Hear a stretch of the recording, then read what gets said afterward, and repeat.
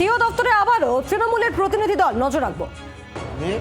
কোনো ফর্ম 7 জমা দিতে পারেন, কিন্তু আমরা দেখলাম গতকাল বিভিন্ন জায়গায়, সেটা মেদিনীপুরের ময়না হতে পারে, তমলুক হতে পারে, ব্যারাকপুর হতে পারে, হুগলি হতে পারে, বিভিন্ন জায়গায় তালড্যাংরা হতে পারে, বিভিন্ন জায়গায় আমরা দেখলাম বাঞ্চ ফর্ম 7 জমা দেওয়ার একটা অপচেষ্টা করা হচ্ছে। নির্বাচন কমিশনের সমস্ত এতদিনের নির্দেশকে অগ্রাহ্য করে, নিয়মাবলীকে অগ্রাহ্য করে, যেটা সম্পূর্ণভাবেই নির্বাচনের আইন বহির্ভূত।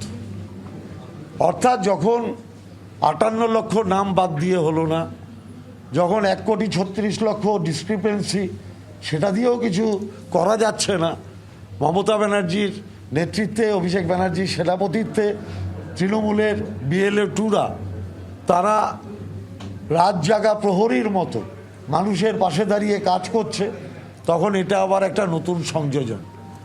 অর্থাৎ যে কোনো প্রকারে হোক, যারা বাংলায় ভোট দেয় তাদের নাম কাটো, তাদের নাম বাদ দাও, তাদের গণতান্ত্রিক অধিকার খর্ব করো, হরণ করো। এই যে অপচেষ্টা, তার বিরুদ্ধেই আমরা আজকে এসেছিলাম।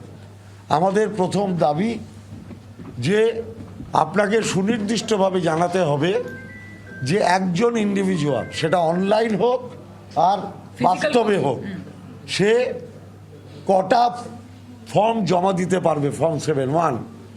আমাদের দ্বিতীয় কথা হচ্ছে, যে সমস্ত ভোটাররা প্রচণ্ড কষ্ট করে দাঁড়িয়ে লাইনে দাঁড়িয়ে ঘন্টার পর ঘন্টা, বাংলার আওয়াজ, বাঙালির আবেগ, জি 24 ঘন্টা।